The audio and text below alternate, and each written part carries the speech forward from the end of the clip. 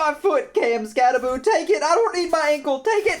Look at it. Take it. Oopsie daisies. I seem to have gotten carried away and almost exposed my feet on camera. You gotta pay for my OnlyFans to see that. Anyways, we'll start off with talking about the New York Giants and the Eagles game. The NFL script writers they're ruining everything. They're ruining. I was having such a good time. I got to watch Jackson Dart and Cam Skatteboo tear it up. They're gonna beat the Eagles 2 times in a row. No. Cam Skatteboo snaps his ankle, and he's getting carted out here because he's not coming back this season. He's done.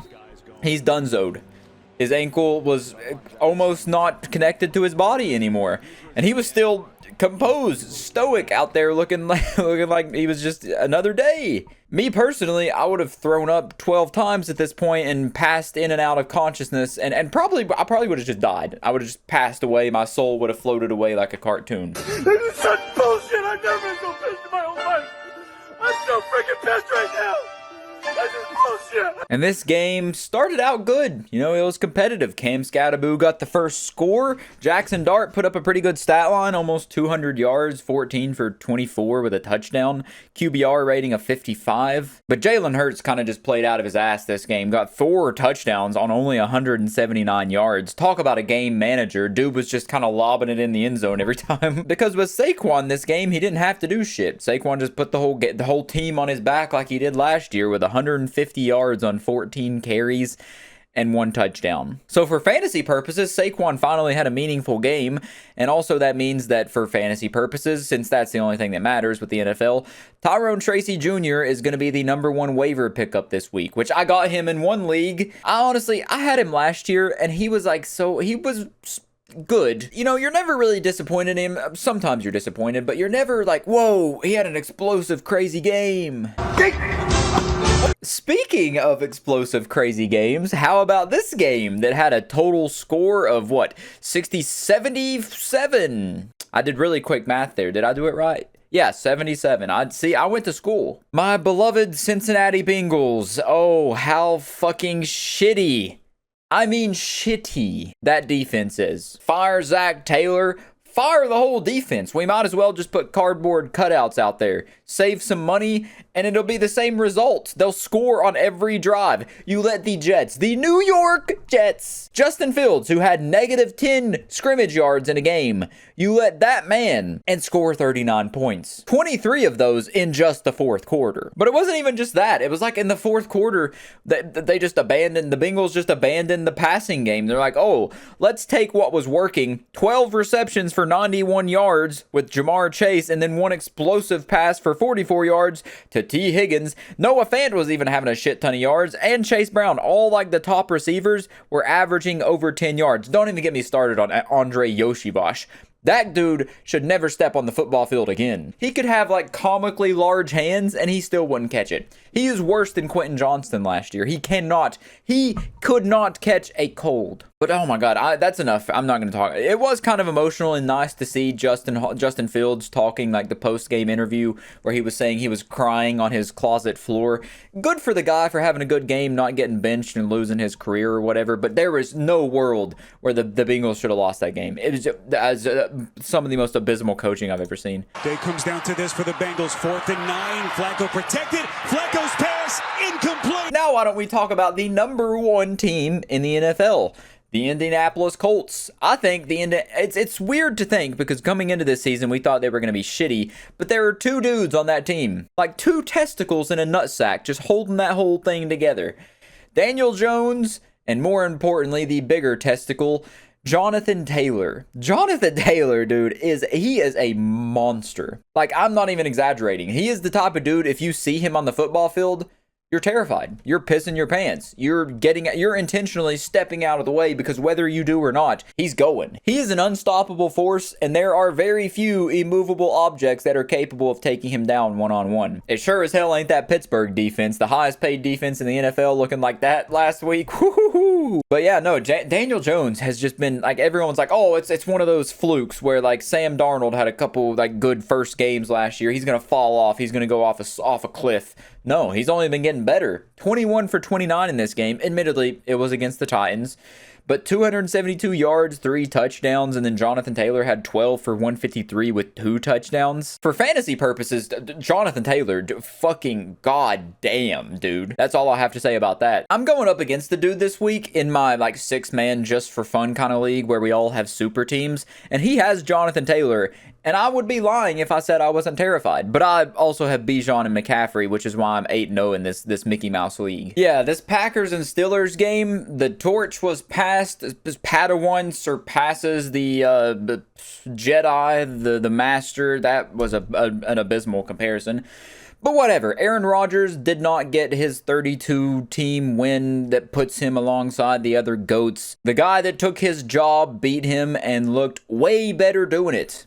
Jordan Love had 360 yards and only, 8 incompletions for 3 touchdowns and an 89 QBR compared to Aaron Rodgers, 24 for 36, 219 and 2 with a 38 QBR. But it really felt one-sided. Honestly, up until that point, though, the Packers scored 21 in the fourth. But to me, it felt like the Packers kind of dominated this game the whole time. Like, there was never a moment in this game where I was like, oh yeah, the Steelers have a chance. But this is 2 weeks in a row that the Steelers defense has kind of looked terrible. They looked really bad against the Bengals last week because the Bengals beat them and then somehow lost to the Jets.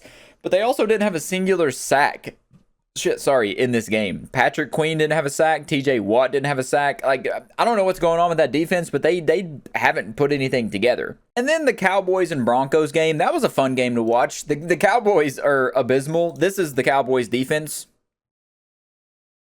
You know, you just kind of do whatever you want to them. Like, they're not locked in at all. And it's also been 11,000 days since the Cowboys managed to beat the Broncos. But yeah, this game was just, it was truly a masterclass in how I don't feel as bad about the Bengals defense.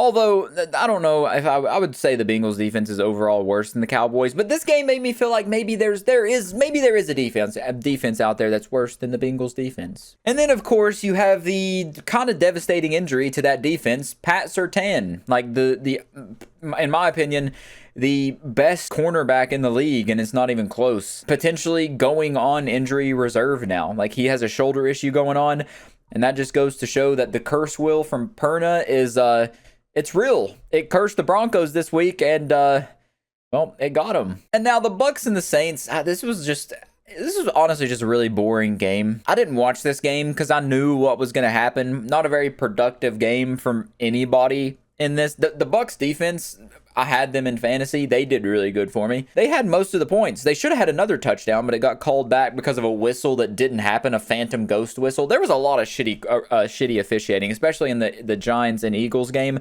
The tush push, that was a fumble. The refs need to be investigated like the NBA because some shit's going on. But yeah, Tyler Show, however the fuck you say that, is now going to be the starter, which it's like that Drewski meme, or that, I don't know, is that Drewski? It's not Drewski, it's those fat dudes like doing the tumble forward, like going from one fat dude to another fat dude. I don't see much improvement there.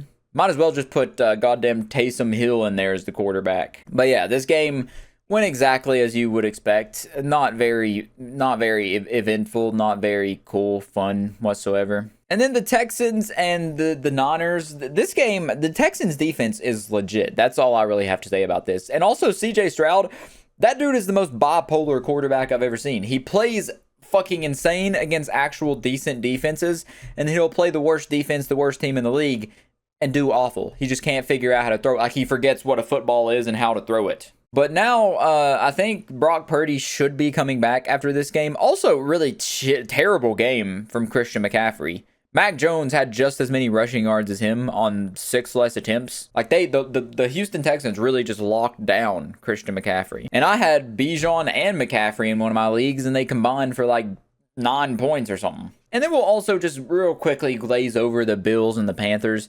That was also the outcome that we expected. The red rifle BB gun looked even worse than we anticipated. That dude is not good at football. I'm so glad the Bengals got rid of him. Josh Allen looked good. James Cook, holy shit, he looked good. James Cook, I feel like James Cook has a couple games like that every year where you're like, man, that dude that dude's insane. And I feel like he always flies under the radar as a running back. Like, you don't hear much about him, but he's always really, really good every year. And then the Carolina, the only thing I got to say about Carolina, you got to pick Rico Dowdle to take the majority of the workload over Chuba Hubbard. I know you paid Chuba the contract. You don't want to look like a fucking asshat, but Rico Dowdle is so much better. This is like, ever since Chuba came back last week, this is 2 weeks in a row, and even before Chuba got injured, he's not been productive. 12 for 34 as opposed to Rico's 8 and 54 in this game. And there's just no world where you shouldn't be giving, I'm not saying take Chuba out completely, but give Rico like 80% of the snaps. That dude plays better when he gets more opportunities anyways, and then have Chuba in as like a third down back or something. I don't know, just use him whenever Rico needs a rest. And the Bills and Ravens was a game that confused me because before Lamar got declared out for that game, the Ravens were like a -1.5 favorite. And then when the news came out that Lamar was sitting, they became a -2.5 favorite. And I was like, oh, that's a clear no-brainer that you should bet on that game because the Bears are going to win. And then no, the Bears didn't win. The Bears got blew out by Tyler Huntley. Oh, man. I don't know. Derrick Henry finally started looking better this game. They started giving him some more opportunities. DeAndre Swift looked pretty good in this game. Romo Dunze did me a good service in fantasy football. Love that guy. Best pickup of the year. Got him like the 7th round or something. And the Ravens defense is slowly getting back to form. Mike Green got a sack this game, which is the guy that I wish the Bengals would have took. He played at Marshall, which is the college that is like local to me. And it's kind of crazy that Caleb Williams had 285 passing yards, but couldn't get it. He didn't end up getting a passing touchdown, just one interception. I don't know. This was just a weird game to me. I felt like there was no world where the Ravens should have won against the Bears, but they did. They did. That's all I have to say about that. They did. And then the Dolphins and the Falcons, man. The Falcons are literally the most bipolar team I've ever seen. It was definitely Kirk Cousins' fault that this team lost. Bijan looked bad, though. Like, he fumbled without anybody touching him. I don't know what happened. He got cursed by someone because that's like the worst game I've ever seen Bijan have. Even Devon Achane had a pretty bad game. Like, Tua had pink eye. He got shit in his eye, and he looked insane. Especially compared to last week, he had 4 touchdowns and no interceptions. A perfect game. 20 for 26 and 205 yards, and they blew out the Falcons. Like, that doesn't make sense to me. The Falcons, they beat the Commanders, and they stomped the Bills, and then they lose to shitty teams like the Dolphins. Like, it doesn't make sense, especially at home. I don't know. The Falcons are just the most confusing team to me, especially if you're a Falcons fan. I feel like that has to be a roller coaster. You're like, oh, we beat the Bills. We're good now. Oh, no, we lost to the Dolphins. We fucking suck. What are we? Who am I? And then, of course, that Vikings-Chargers game. I don't even know what to say about that. I do know what to say about that, actually. I had Quentin Johnston. Dude got 0 targets. In fantasy, 0 targets. Why? Gadsden can't be taking all of his targets. That felt rigged to me. I'm going to call it right now. I'm going to sound like a fucking crazy person. Vegas called.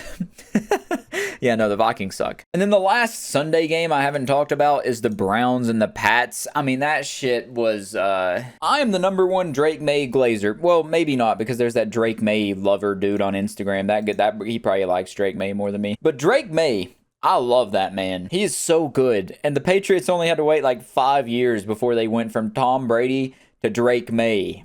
To Drake May. And Travion Henderson actually got some opportunities this game. 10 for 75.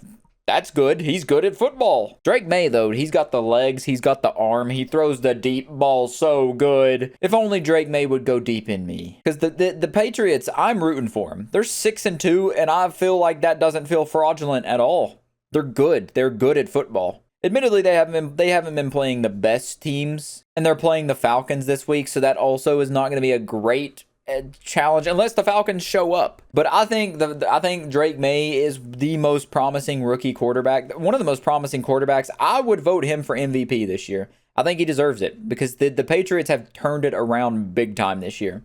They have a lot of hope, and I think in the next at least 5 years, they're going to be a contending team. The Browns, on the other hand, Harold Fannin Jr. is like the only bright spot in that offense. And then, of course, Myles Garrett had like 5 sacks in this game, which is a franchise record. And really, if you have 5 sacks in a game, how do you lose 13-32? Oh, that's because you have Dylan Gabriel as the quarterback, and you're the Browns. And now the last game I haven't talked about, the Commanders and the Chiefs. And I'm not going to talk about it. So I'll catch you in the next one.